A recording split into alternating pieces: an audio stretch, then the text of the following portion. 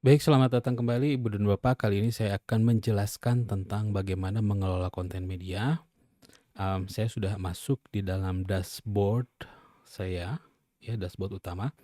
Di sini tampilkan beberapa project yang sedang saya atau yang sedang kita kerjakan. Tadi ini adalah mathematical mission.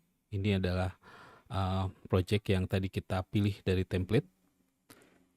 Terus nih kalau misalnya saya klik di mathematical mission itu, ini akan masuk ke dalam ini ya, editor, ke dalam editor konten medianya karena menunya akan berbeda dengan menu yang ada di dalam dashboard. Nih, kita lihat di sini setelah terbuka, nah menu di sebelah kiri itu akan berbeda.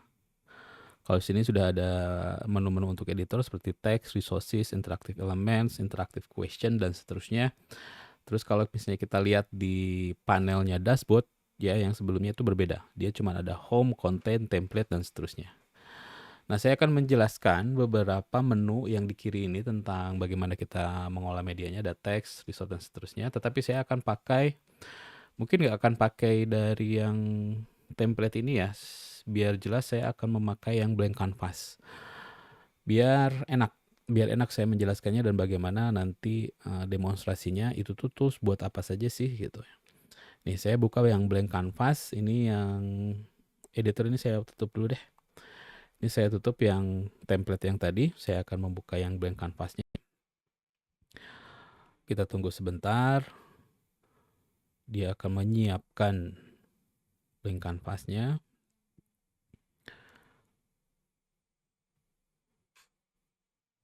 Nah, oke, sudah keluar. Nah, yang pertama kalau dilihat di sini untuk sebelah kanan ya, ada canvas, transition, dan navigation. Ini canvas sendiri, size-nya itu kita bisa custom, bisa sesuaikan apakah mau landscape.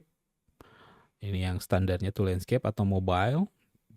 Untuk smartphone atau misalnya yang kita akan membuat sebuah infografis atau misalnya square atau custom sendiri. Ini bisa kita sesuaikan. Saya akan pakai yang landscape saja. Nah, yang pertama saya jelaskan menu teks. Ini seperti biasa ya kalau misalnya kita menggunakan Canva atau PTX kita bisa memasukkan teks. Nah, di Genially versinya tuh seperti ini. Jadi title 2, subtitle ini kita kalau misalnya ingin memasukkan judul, terus title 2 misalnya ingin memasukkan subjudul, tinggal klik saja ya. Atau misalnya di Genially itu ada, sebentar ini saya pindahkan dulu ke sini. Ini memasukkan paragraf, bullet list, number list. Nih ada beberapa template yang bisa kita pakai. Misalnya saya mau pakai ini misalnya nih. Yang ini deh, klik. Nah, langsung keluar ya tampilan template-nya. Template teks untuk judul, subjudul, dan seterusnya. Ini saya hapus yang sini. Ya, misalnya saya klik ini nih yang judul ini. Pas ketika kita ngeklik elemennya itu akan keluar nih di atas ini itu ada pengaturan untuk menu-menu teksnya ya, pengaturan teks seperti apa pengaturan fontnya, besaran fontnya, dan seterusnya. Nah, misalnya saya ganti ini pakai Joseph Vincent, contohlah seperti itu. Ini yang teks saya rasa ini lebih mudah. Terus di sini juga Genially itu menyediakan, ini saya geser dulu sedikit. Saya geser dulu sedikit sini. Dia menyediakan resources. Ini mirip sekali dengan Canva. Pas ketika kita klik resources itu ada tampilan untuk image ya atau elemen-elemen yang bisa kita masukkan ke dalam project kita.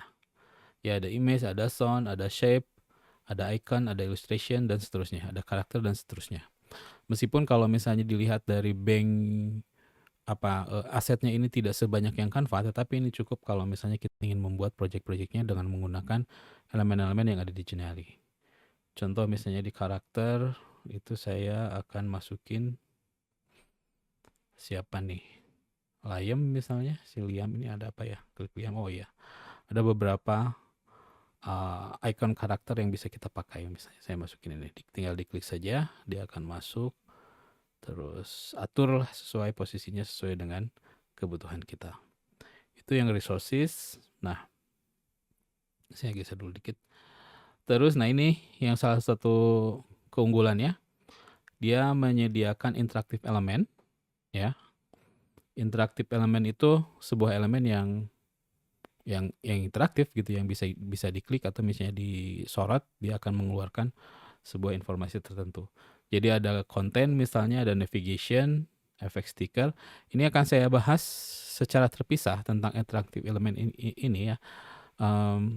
Yang fokus untuk yang materi sekarang, saya akan fokus dulu fitur-fitur apa yang ada di sini ya. Terus selain interaktif elemen itu ada interaktif question ya, interaktif question. Jadi kita bisa memasukkan format-format atau bentuk-bentuk aktivitas yang interaktif di dalam media kita. Misalnya di sini ada single choice, jadi pilihan satu, atau multiple choice, pilihan ganda ya. Ini juga pilihan ganda sebenarnya, tapi hanya satu pilihannya. Kalau multiple choice mungkin pilihannya bisa banyak. Terus ada true false, ada image selection, ada sort, dan seterusnya nih. Ada fill in the blank, sort answer, match concept, arrange on order, swipe and hit. Ya, ini akan saya jelaskan secara terpisah juga di interactive question. Itu akan saya jelaskan di interaktivitas dan navigasi dasar. Terus AI Builder. Nah, ini menarik, AI Builder yang memang baru di Geniali. Tapi kita bisa menggunakan AI, jadi untuk membuat, selain misalnya membuat presentasi secara utuh, atau misalnya kita membuat sebuah game atau sebuah permainan ya, pakai AI ini. Nah, kredit tadi AI di Geniali itu dia punya kredit. Nih, kalau misalnya kita lihat di sini, you have 230 kredit lagi yang bisa kita pakai. Jadi satu kali kita minta untuk mengenerate dengan AI-nya, itu akan terkurangi sebanyak 30 per versinya. Kalau nggak salah yang free plan itu dikasih 400, lumayan. Jadi kita bisa membuat beberapa media atau beberapa aktivitas dengan menggunakan AI ini. Nah, tetapi di sini dilihat, kalau lihat ke bawah, itu ada komponen-komponen yang sudah jadi. Yang sudah jadi ini berbantuan AI yang disediakan oleh Geniali-nya, misalnya di text effect.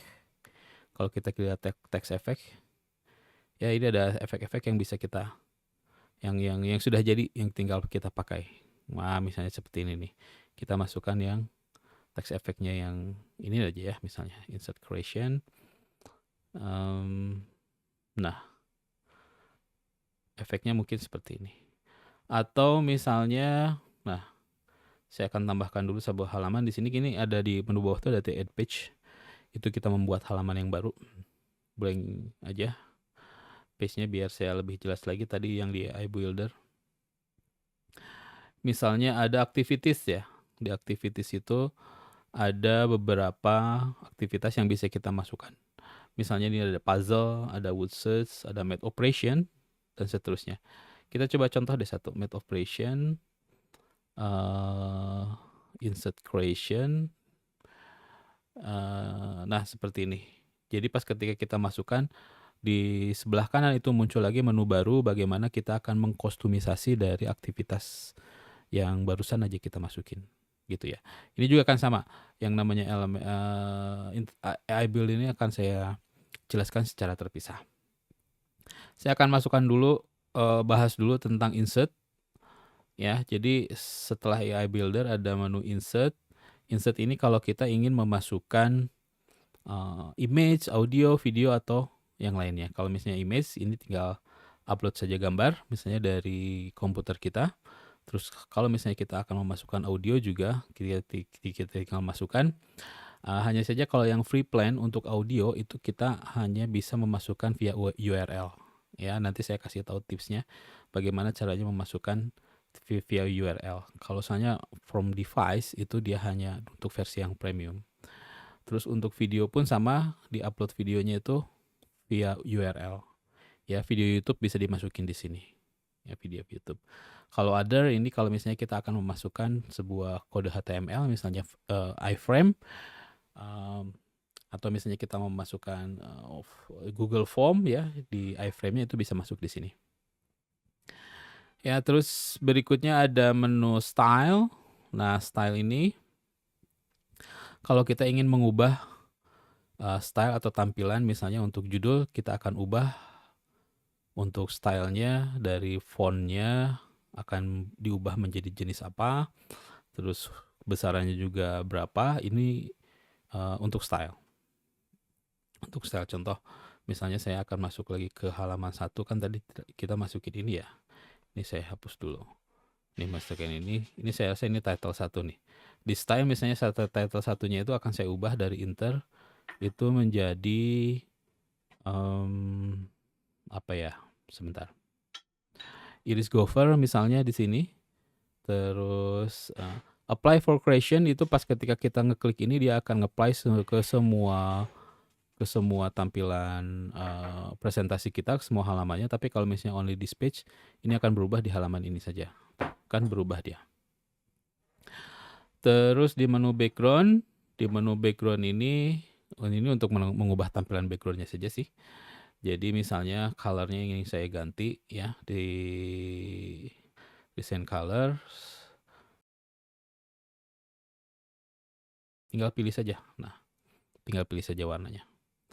Atau misalnya kita akan membuat atau memasukkan image sebagai background di dalam device kita, dari device kita atau dari komputer kita. Nah, terus ada menu pages. Menu pages ini atau page itu akan ditampilkan berbagai tampilan halaman-halaman kita. Jadi pas ketika diklik page, itu halaman-halamannya akan keluar.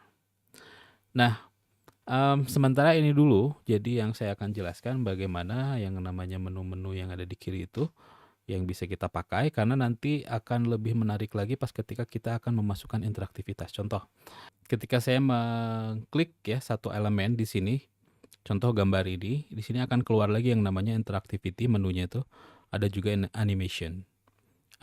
Atau yang lainnya nih, ada AI, ada edit dan seterusnya. Nah, karena di sini ada satu menu, misalnya pas ketika klik ketika klik interactivity, itu akan keluar menu yang lain. Apakah interaktivitasnya itu seperti open window, solve tooltip, play audio, drag and drop. Nah, ini akan saya jelaskan di video yang terpisah. Saya rasa itu dulu untuk yang video sekarang, Ibu dan Bapak. Nanti kita coba saja beberapa kenalan dulu dengan menu-menu yang ada di sini. Oke? Itu dulu, sampai jumpa lagi di video berikutnya.